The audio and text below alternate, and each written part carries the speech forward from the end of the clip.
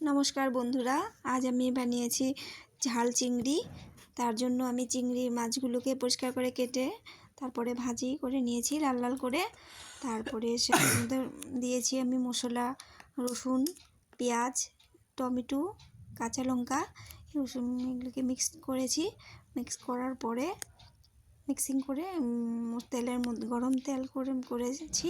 করার পরে সেটাকে ভেজেছি মশলাগুলোকে।